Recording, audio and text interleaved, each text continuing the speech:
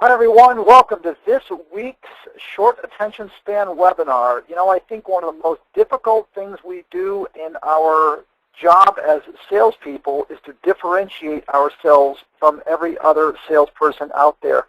Fortunately, Kelly, I have a natural ability, a natural skill that I've honed over the years. Bill, you didn't hone it. You were born 6'8". That's your differentiator. They're like, yeah, I know that guy. He's 10 feet taller than everybody else. See? That's it. That's all you You're need lucky. to differentiate yourself. That's it, Kelly. Thanks You're very much, everyone. lucky. What? Do we need to give them more? All right. Yeah, maybe a little. Well, here's the problem. You know, you make a phone call to someone and they say, oh, my God, you aren't like the third printer to call me today. You know, what is my name on a calendar or something? And the problem with this, Kelly, is that it's difficult to differentiate yourself without having proven yourself. But yet, this is one of the things, you know, a response to this is one of the things you absolutely must have in your portfolio, don't you think? Yeah, definitely. I mean, it really starts from the very first thing you say to them. You know, this is what I always say. If you start the conversation, you know, with, do you buy printing because I happen to sell printing, you know, that conversation's probably only going to go one way. It's going to become that commodity, well, tell me about your pricing, you know, that kind of conversation. So really, your ability to effectively communicate how you're different than those other two guys that called before you are what's really going to get the attention and get you the audience that you need. Yeah. Yeah, you know, that's funny. That's an interesting point, because if you hear someone say that, I think one of the things you should be asking yourself is, what have I said that's caused someone to think that? Mm-hmm. Right? Because if that's what they're saying, then I've done something wrong. So here's some possible answers. And that first one, Kelly, is what 99% of the people say. Sure. So what makes you different? Me. Yep. Me, I make the difference. What's wrong with that statement, in your opinion, Kelly? Well, I think it's what everyone is saying, because it really, on the very surface, it does seem like one of the only things that people do have. They can say, I've been in the business 30 years, I'm a third-generation printer, I work harder than everybody else, and you know, again, when you focus on yourself, you know, that's something that can really only be proven over time. It's not something that's readily available. It's really just your word. And so that prospect has to go, well, okay, my choice is to either believe what this person is saying to me or not. You know, so again, it's important to remember that everybody is focusing on their own experience and their own, you know, what makes them unique. So it's really no different than saying I'm a printer. Really. Exactly. It's kind of like saying to someone that you're courting, you know, marry me because I'm going to be a great spouse, and we're going to be happy forever after, and, you know, I'm going to make the difference. You know, well, okay, but you can't really prove that until you've been married for a bunch of years and say, oh, yeah, you're absolutely right. You know, you were all those things. So that's a tough one, not only because everybody else says it, but as Kelly points out, you can't really prove that. The equipment, in some cases, I think the equipment can make a difference, but by and large, a printer is a printer is a printer. You know, I mean, what did you say earlier, Kelly? It's a gray piece. The gray box in the gray room, yeah. It's a gray box in a gray room, yeah.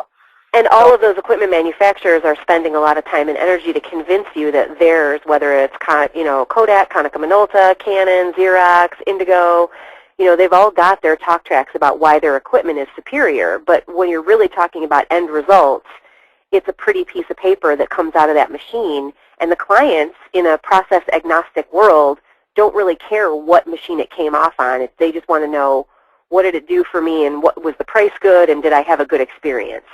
So it's not really a differentiator.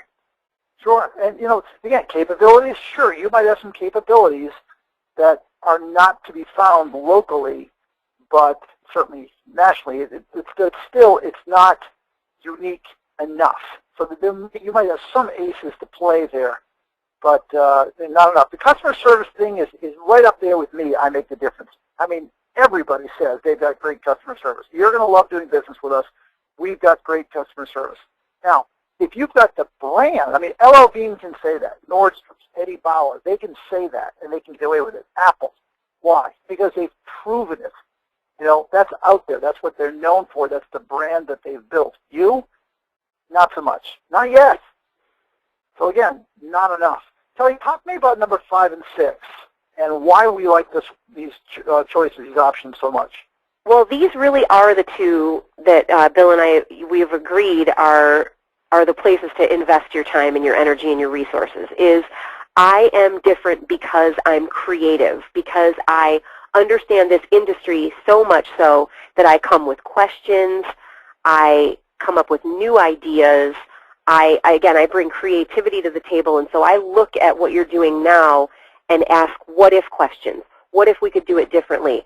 And you know good questions to ask, and so you become a real consultant in that relationship. You become somebody that they go to because they know they need to do something differently, or they want to try something, or they know that with you it's going to be different than just an order taker who says, here's my price per thousand. That you kind of take it to the next level, and you are invested in outcomes, you're invested in their goals, and you're invested in the results of the projects that they're trying to accomplish. And let me add a couple things to that, Kelly, all of which I agree with. I think that, I would say to a customer, listen, I'm going to throw some ideas out at you, okay? Let's say I throw out 10 ideas, and you don't like any of them. I go 0 for 10. I would rather have you have heard those ideas than not at all. Is this what your current vendor is doing? Are they bringing you new ideas on a consistent basis? The other thing is, and the way I like to, implement that resourcefulness and ideas argument is to say, there's one of two things that I'm going to do for you. And if you've listened to these short attention span webinars, you've heard Kelly and I say this before. I'm either going to lower the usage cost of your documents, or I'm going to increase their value. That's my differentiator, Kelly. I'm either going to lower their usage costs, or I'm going to increase their value. Either way, that means I have to be consultative, I have to learn the story behind the printed piece, and I'm going to come up with new ideas through my resourcefulness and earn the business. So, that kind of puts a wrap on it, that puts a bow on it in terms of differentiation. Any other final thoughts on this subject, my 8-foot-tall friend? Boy, that's me. I wish I was 8 foot tall. No, you don't. No, but I really do think that whole conversation, it really is where you need to invest your time and energy. Differentiating today especially is so key in getting somebody's attention and getting them to understand why, because you're telling them what it's going to be like to do business with you. It's really a defining kind of branding moment, as you mentioned, and so it's absolutely the approach I would take.